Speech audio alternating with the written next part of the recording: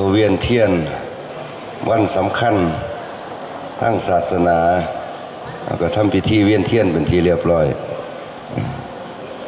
กินเวลาหลายเติบอยู่โบสถ์ห้องกระกวงพอสมควรอยู่3 รอบ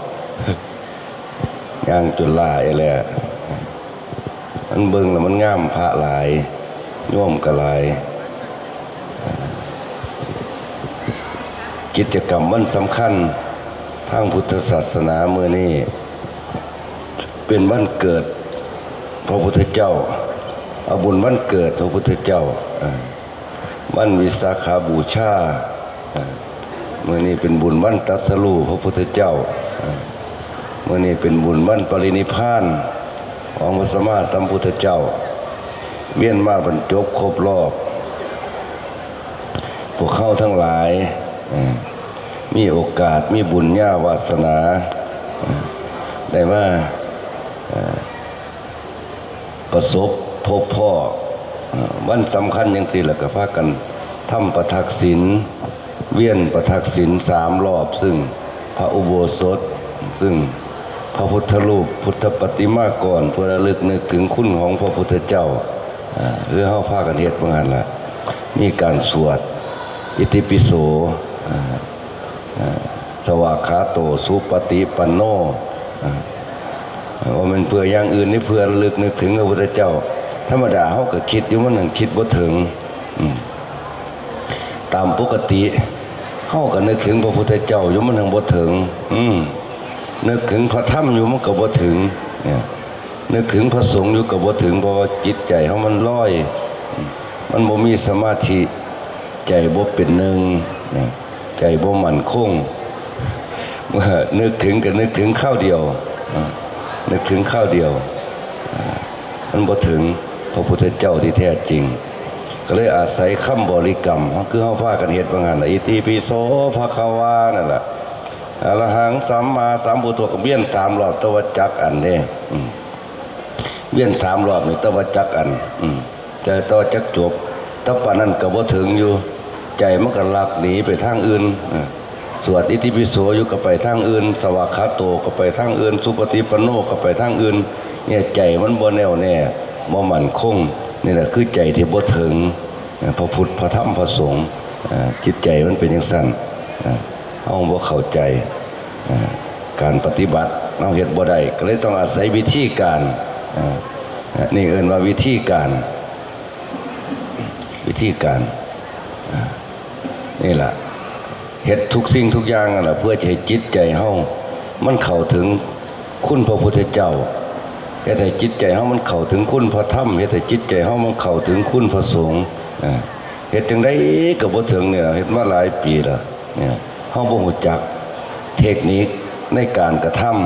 ำเทคนิคในการกระทำจิตใจของเฮาให้เข้าถึงพระรัตนตรัยจริงๆแล้วก็เพิ่นสอนอุบายไว้หลายๆอย่างสอนอุบายไว้อุบายคือวิธีการนั่นเองแยบคายวิธีการที่สิทำจิตใจของเฮาให้เข้าถึงพุทธะคือผู้รู้ผู้ตื่นผู้เบิกบานอันนี้โดยการที่พระพุทธเจ้าสอนกรรมฐานไว้กรรมฐานนี่มีเพิ่นสอนไว้40 กล่องกรรมฐาน40 กล่องมีอย่างแน่พุทธานุสติธัมมานุสติสังฆานุสติศีลานุสติจาคานุสติเทวตานุสติมรณานุสติอุปสมานุสติ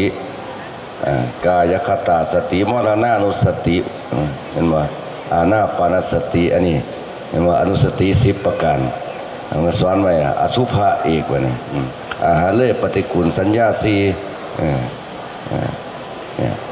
อสุภะ10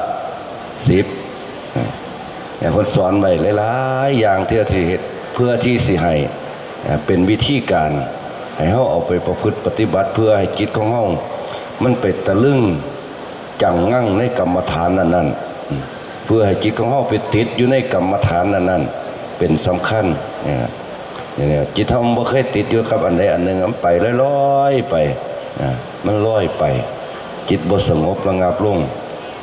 เนี่ยเป็นจังซั่นล่ะนี่เฮาจังมาหาเหตุหาผลกัน จังพวกเขาเนี่ยจิตใจเขามันไปตามอายตนะใจของเขาเนี่ยเป็นไปตามอายตนะคือตาหูจมูกลิ้นกายนี่แหละอายตนะทั้งปวงเรานี่แหละเป็นประตูเป็นเครื่องทรงจิตออกไปเป็นทางที่จิตเท่ามันออกไปไว้เลยเบาๆบางๆโมโหเมื่อชิ่งจิตของเขามันออกไปเมื่อจิตออกไปนั้นมันก็ไหลไปเรื่อยๆเรื่อยๆเพลินไปจิตมันเพลินไปบ่สงบระงับลงเป็นสมาธิให้จักเทียเนี่ยมองมันยากมองมันสำคัญนะจิตเฮาบ่เป็นสมาธิจิตเฮาบ่สงบเพิ่นหาวิธีเฮ็ดจังได๋เฮาสิเอาอีหยังมาเฮ็ดให้จิตใจสงบว่าซั่นเอาอุบายอันใดเอาวิธีการอันใดมาเฮ็ดมาฝึกมาหัดใจจังสิสงบระงับลงร่วมลงเป็นสมาธิอันนี้คือสิ่งสำคัญอันนี้คือสิ่งสำคัญของการประพฤติปฏิบัติจังเฮามื้อนี้แหละเฮ็ดจังไดพุทธะจังสิเกิดขึ้นแก่เฮาธรรมะจังสิเกิดขึ้นแก่เฮาสังฆะจังสิปรากฏขึ้นแก่เฮาเนี่ยมองนี้มันสำคัญมองมันสำคัญบัดนี้พุทธะคือผู้รู้เนี่ยเฮ็ดจังไดจังสิปรากฏขึ้นตอนนี้เฮามื่นตาเขามื่นตาผู้รู้เขาทรงไปหมดทรงออกไปทางตาทรงออกไปทางหูทรงออกไปทางจมูกทางลิ้นทางกายแม้กระทั่งทางจิตใจใจมันทรงออกไปเฮ็ดจังไดบ่นี่เมื่อเขามื่นตาอยู่มันไปตามอายตนะพอเขาหลับตาลงปุ๊บพอเขาหลับปิดเปลือกตาลงปุ๊บปองทรงไปทางตาเนี่ยมันระงับลงเมื่อมันระงับลงแล้วนี่สิ่งที่รู้อยู่ในปัจจุบันสิ่งที่เห็นอยู่ในปัจจุบันนี่รู้อยู่ในปัจจุบันนี่แหละเอาอันนี้เป็นผู้สำรวมระวังอันนี้สำรวมระวังอยู่ในผู้นี้ขันสำรวมอยู่ซื่อๆมันอยู่บ่ได้ก็ต้องหาคำบริกรรมเพราะเขาหลับตาลงปุ๊บนี่ตัวเด่นๆอยู่เนี่ยแหละผู้รู้เด่นๆอยู่เนี่ยเอาลมหายใจเป็นเครื่องบริกรรมเอาลมหายใจเป็นเครื่องอยู่ก็ได้หายใจเข้ามีสติระลึกว่าพุทธหายใจออกมีสติระลึกว่าโธเอาผู้ที่รู้เด่นๆอยู่นี่แหละเป็นผู้ระลึกเป็นผู้รู้ล่มเข่ารู้ล่มออกล่มเข้าไปสำใดสบายล่มหายใจเข้าสำใดมันสบายล่มหายใจออกสำใดสบายคอยประคับประคองอยู่นี่บ่ให้เผลอเป็นธรรมดาอยู่เองใหม่ๆเมื่อเฮาฝึกใหม่ๆนี่สติสัมปชัญญะเฮามันหน่อยเมื่อสติหน่อยสัมปชัญญะหน่อยความระลึกได้หน่อยความรู้ตัวหน่อยพอมาเบิ่งลมหันใจเข้าหันใจออกเอาตาในเฮาเบิ่งลมหันใจเข้าเบิ่งลมหันใจออกมาเบิ่งอยู่จังซี่นี่บ่ทันได้โดนมันก็ลอยไปทางอื่นเมื่อมันลอยไปทางอื่นปุ๊บเฮาฮู้ตัวมันก็ระงับลงพอหูโตปุ๊บก็ระงับลงอีกเบิ้งอีกเอาไหมเอาผู้รู้เด่นๆนี่แหละเบิ้งลมหันใจประคับประคองอยู่นี่คอยฝึกฝนอบรมอยู่นี่ในที่สุดจิตก็สงบระงับลงอยู่กับลมหายใจบ่ไปไสละมันก็สิเล่นอยู่กับลมหันใจลมสำใดสบายลมหายใจเข้าสำใดสบายลมหายใจออกสำใดสบายมันสิเล่นอยู่เท่านี้มันถือว่าไปทางอื่นในที่สุดจิตเท่ากับตะลึงจังงั่งคำว่าจิตตะลึงจังงั่งคือมันบ่ไปทางอื่นถ้ามันขึ้นไปทางอื่นมันก็บ่ไปวะเนี่ยมันติดอยู่กับลมแล้วมันติดอยู่กับกรรมฐานที่ตั้งไว้แล้วนี่แหละเพิ่นเอ่ยมามันติดจิตมันไปติดอยู่ในกรรมฐานที่เฮาตั้งไว้คือลมหันใจเข้าหันใจออกแม่เฮาสิพามันไปทางอื่นมันก็บ่ไปอันนี้เพิ่นเอ่ยว่าได้วิตกจิตเฮามันได้วิตกตอนแรกนะเฮาวิตกเอาเองมันบ่ทันได้ตอนแรกนะเฮาพากันวิตกเอาเบิ่งลมหันใจเข้าหันใจออกเฮาพากันมีเจตนามีสัญญาเจตนาตั้งใจเบิ่งลมหันใจเข้าหันใจออกพอมันเบิ่งจนว่าจิตมันไปติดอยู่กับลมเองนั่นแหละเพิ่นเอิ้นว่าได้วิตกเฮาบ่เบิ่งมันก็เบิ่งเองเฮาบ่เบิ่งมันก็มาเบิ่งเอาเองมันติดอยู่หั่นตะลึงอยู่จังงั่งอยู่หั่นอันนี้แหละเอิ้นว่ากรรมฐานปรากฏขึ้น พิ่นเอิ้นว่าจิตได้วิตกเมื่อได้วิตกแล้วก็ได้วิจารณ์คือลมเข้าลมออกนั่นมันสิเห็นลมเข้าสำใดสำบายลมออกสำใดสำบายเบิ่งไปเบิ่งมาเอาไปมาลมแผ่วบ้างลมแผ่วเบาเข้าเบาเข้าลมหน่อยลงหน่อยลงลมหมดไปหมดไปหมดไปเบาบางหันใจบ่ฮอดท้องเป็นว่าหันใจบ่ฮอดท้องแล้วมันใจเข้าหน่อยๆนึงแล้วก็ออกหน่อยๆบัดนี้คันเฮาบ่วิตกวิจารณ์หลายบ่วิตกวิจารณ์ไปภายนอกว่ามันสิตายเนี่ยมันสิค่อยๆเบาไปบางไปในที่สุดเอ้าบ่หันใจก็อยู่ได้ฮะนี่บ่หันใจก็บ่อึดอัดบ่กระสับกระส่ายบ่กระวนกระวายนี่เอิ้นว่าจิตมันเข้าได้วิตกวิจารณ์ในที่สุดมันอยู่นี่จิตมันอยู่จังซี่เห็นลมหมดไปเห็นลมมันเบาบางเห็นลมมันหมดไปนี่แหละพุทธะคำว่าวิตกวิจารณ์เป็นจังซี่นี่คือลักษณะของวิตกวิจารณ์จิตทั้งมันเป็นอยู่จังซี่มันสิเกิดความเบาความเบากายกับบ่กระสับกระส่ายนี่บัดนี้ครับมันติดอยู่กับลมแบบนี้ล่ะความเจ็บความปวดหายไปความกระสับกระส่ายกระวนกระวายความอึดอัดรำคาญหายไปหมดเนี่ยเพิ่นเอิ้นว่ามันได้ปิติร่างกายก็เบากายก็เบาจิตก็เบาบ่มีภาระอีกแล้วบ่มีภาระหนักละกายเบาจิตเบาความสุขก็ปรากฏขึ้นอันนี้เพิ่นเอิ้นว่าเอกคตาลมจิตเฮาอยู่ในเอกคตาลมเมื่อเฮาค่อยๆมันอยู่เนี่ยจิตบ่ปล่อยมันบ่ไปทางอื่นแล้วเฮาบ่เลิกภาวนามันสิค่อยๆสงบระงับแน่นเข้าไปแน่นเข้าไปอีกแน่นเข้าไปในที่สุดกายก็สิเบาบางลงเมื่อกายเบาบางลงลมหายใจหมดไปแล้วกายมันยังอยู่ที่ความรู้สึกว่ากายมีอยู่มันยังบางเบาบางในที่สุดกายก็หายไปเลื่อนหายไปหดเข้าไปหดเข้าไปเหลือแต่จิตผู้เดียวเหลือแต่ดวงจิตดวงเดียวบางเทื่อก็หูเมื่อชิ่งบางเทื่อก็บ่หูเมื่อชิ่งเนี่ยเมื่อจิตมันสงบระงับลงไปอย่างเดียวเขาเห็นอยู่แต่บางเทื่อก็เผลอบ่เดียวมันก็ลุกเข้าไปเลยบางเทื่อบ่เผลอเห็นตั้งแต่มันหดเข่าไปยุติแต่ความผู้เดียวแข่งแย่งเลยเนี่ยแข่งแย่งโดยที่บ่มีเจตนาเลยบัดนี้นี่แหละคือการอาการที่จิตร่วมลงจิตสงบลงเป็นสมาธิจิตเข้าถึงพุทโธจิตเข้าถึงพุทธะเป็นจังซี่นี่เป็นเบื้องแรกเฮาฝึกจังซี่หัดจังซี่หัดไปเรื่อยๆเฮาฝึกหัดไปเรื่อยๆยิ่งมื้อนี้เป็นวันเกิดของพุทธะเป็นวันอุบัติขึ้นแห่งพุทธะเพราะฉะนั้นแล้วพวกเขาปฏิบัติบูชาให้พุทธะบังเกิดขึ้นแก่จิตใจของพวกเขาคือความสงบระงับและจิตเข้าไปเด่นอยู่ภายในนั่นแหละพุทธะเกิดขึ้นมาได้ขนาดอันนี้พุทธะภายในบ่อนพุทธะภายนอกอันนี้เป็นพุทธะของเฮาเป็นพุทธะภายในเองบ่มันพุทธะภายนอกธรรมะภายในบ่มันธรรมะภายนอกสังขะภายในบ่มันสังขะภายนอกนี่แหละสิ่งที่เกิดขึ้นสิ่งที่เกิดขึ้นเป็นเรื่องของภายในเฮานี่แหละธรรมะปรากฏขึ้นจังซี่ผู้ใดประพฤติปฏิบัติก็สิได้ธรรมะจังซี่หมู่ยิ่งหมู่มาบวชใส่วันวิสาขะโอกาสสำคัญอันนี้ให้ปฏิบัติบูชาคุณพระพุทธเจ้าพระธรรมพระสงฆ์เพราะว่าเขามีเจตนาที่สิประกอบกระทำสิ่งที่เป็นบุญเขาสิประกอบกระทำสิ่งที่เป็นกุศลให้บังเกิดขึ้นแก่เฮานี่เฮาเฮ็ดจังไดบ่แม่นว่าบวชเข้ามาแล้วก็ได้บุญเลยบ่แม่นว่าบวชเข้ามาแล้วก็ได้กุศลเลยดิเมื่อบวชเข้ามาแล้วเฮามีข้อประพฤติข้อปฏิบัติคือจังเฮาพากันเฮ็ดอยู่นี่ล่ะเอิ้นว่าข้อปฏิบัติการทำสมาธิภาวนานี่เองเมื่อเฮาพากันตั้งอกตั้งใจเอาตาในพอมื่นตาขึ้นเลี้ยวเห็นนั่นเห็นนี่เนี่ยเพิ่นเอิ้นว่าตานอกพอหลับตาลงปุ๊บความรู้สึกอยู่ภายในนี่เอิ้นว่าตาในเฮาก็เอาตาในอันนี้ล่ะสำรวมระวังเบิ่งลมหายใจเข้าเบิ่งลมหายใจออกเมื่อเบิ่งลมหายใจเข้าหายใจออกเบิ่งไปเบิ่งมาจิตมันติดตะลึงจังงั่งอยู่นี่ในที่สุดกายก็เบาในที่สุด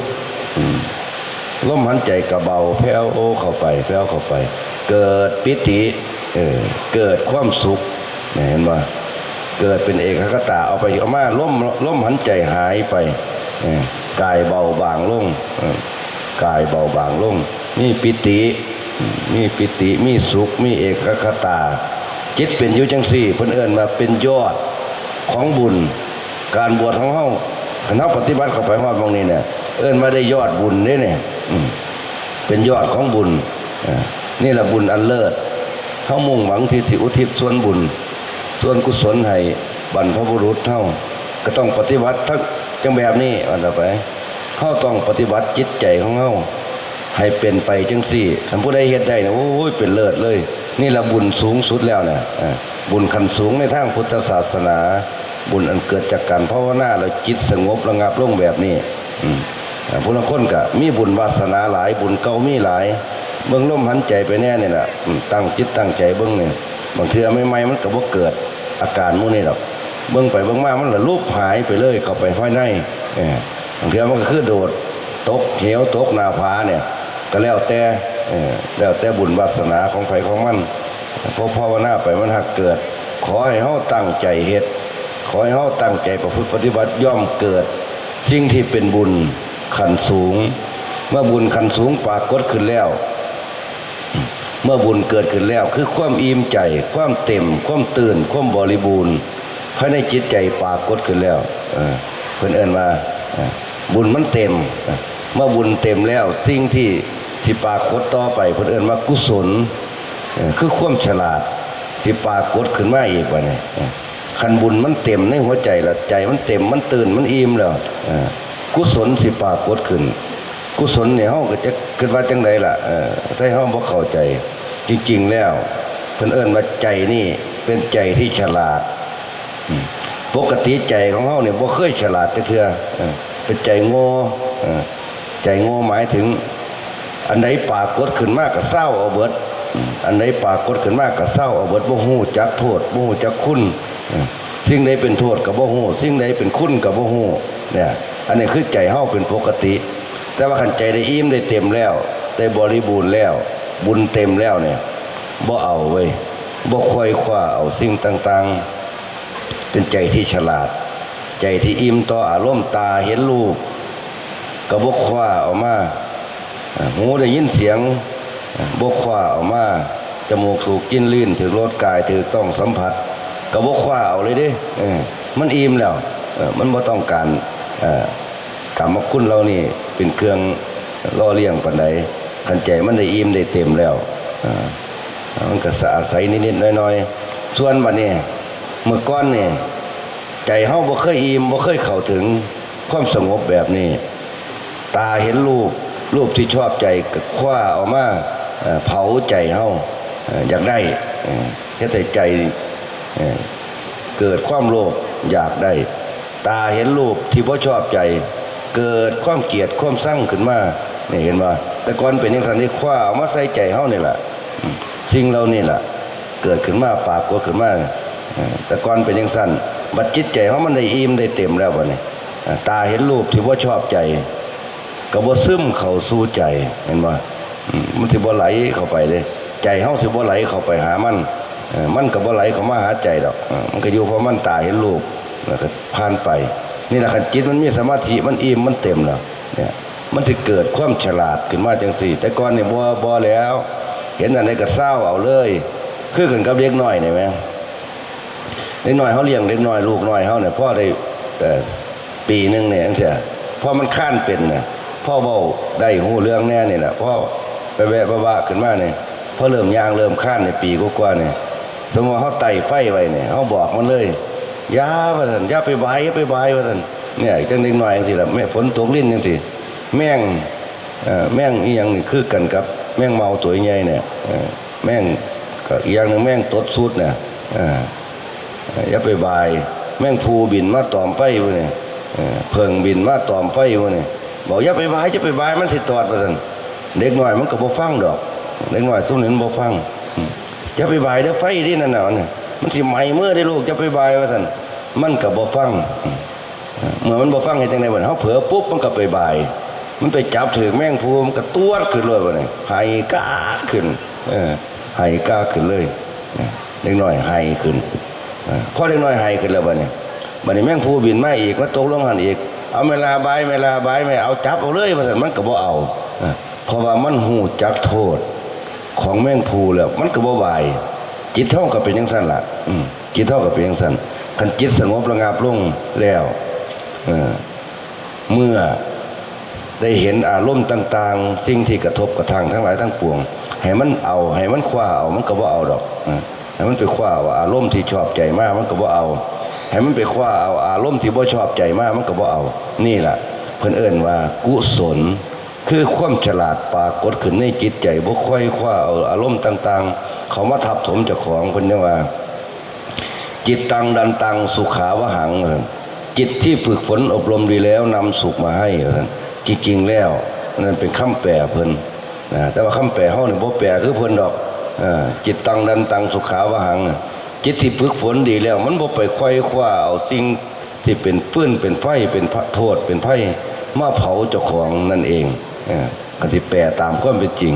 มันบ่ไปคว้าเอามันบ่ไปยึดไปถือเอาสิ่งที่เป็นโทษไฟมาเผาเจ้าของนี่อันนี้คือความจริงเป็นจังซั่นล่ะเพิ่นเรียกว่าจิตตังดันตังสุขาวหังจิตที่ฝึกดีแล้วนำสุขมาให้มันบ่ไปเอามาแต่ใส่ได้สุขสุขมันก็ปรากฏขึ้นอยู่หั่นเองเมื่อมันบ่ไปคว้าเอาสิ่งที่เป็นโทษเป็นภัยเข้ามาหาเจ้าของโทษภัยก็บ่เกิดขึ้นก็บ่เผาบ่ไหม้บ่ทำลายบ่เฮ็ดให้เป็นทุกข์เดือดร้อนนี่ล่ะความสุขมีอยู่แล้วจังซี่เองนี่ล่ะฝึกฝนอบรมภาวนามื้อได้มื้อละเล็กมื้อละน้อยเฮาบ่เป็นผู้มีบุญวาสนาแก่กล้าคือเพิ่นฝึกไปคอยเบิ่งลมหันใจเข้าหันใจออกมันเผลอก็เอาไม้มันเผลอก็ตั้งไม้เฮ็ดอยู่พอปานนี้ในที่สุดเฮาบวช15มื้อก็ดีมันต้องได้จิตสงบแบบนี้ขอให้เฮ็ดอีหลีอีหลอเท่านั้นล่ะได้ดิเกิดอีหลีอย่างบ่ต้องสงสัยเฮ็ดอีหลีเกิดอีหลีเฮ็ดอีเล่นเกิดแบบอีเล่นนี่ล่ะเฮ็ดอีเล่นเกิดคันทุกข์ก็จังสิเห็นจังสิเกิดจังสิมีเนี่ยมันเป็นจังซั่นเพราะฉะนั้นให้เฮ็ดอีหลีให้เฮ็ดอีหลีมื้อนี้เป็นวันเกิดพระสงฆ์คันผู้ใดปฏิบัติจิตใจให้เขาถึงความสงบระงับจังที่กล่าวมานี่เพิ่นเอิ้นว่าได้เป็นพระสงฆ์ในพุทธศาสนาเป็นวันเกิดของพระพุทธเจ้ามื้อนี้คันผู้ใดฝึกฝนอบรมจิตใจให้สงบระงับแน่วแน่ลงไปให้เขาถึงผู้รู้ได้จริงๆอันนั้นเอิ้นว่าพุทธะปรากฏขึ้นในจิตในใจพระพุทธเจ้าเกิดขึ้นในนี่เป็นวันเกิดพระเจ้าขึ้นในนี่วันเกิดพระธรรมขึ้นอยู่ในนี่วันเกิดพระสงฆ์ขึ้นอยู่ในนี่เป็นอันหนึ่งอันเดียวกันอยู่ในนี่นี่แหละขอให้ประพฤติปฏิบัติขัดเกลาเข้าไปให้มันเกิดมันมีขึ้นเขาจึงจะได้อานิสงส์เขาบวชหลายๆก็ให้มันได้เทิงบุญได้เทิงกุศลเนี่ยปรากฏขึ้นแก่เฮาในวันสำคัญอันนี้คือวิสาขบูชาเอามื้อนี้เว้าให้ฟังเป็นเครื่องประดับจิตประดับใจน้อยเดียวเอาเบาหน่อยๆทำเข้มๆทำนี่แหละเอาหลายมันจะบ่อยากฟังมันเมื่อยมื้อนี้เมื่อยเมื่อมือสมมุติยุติลงแต่เพียงเท่านี้เอวังก็เนี่ยมีด้วยประการฉะนี้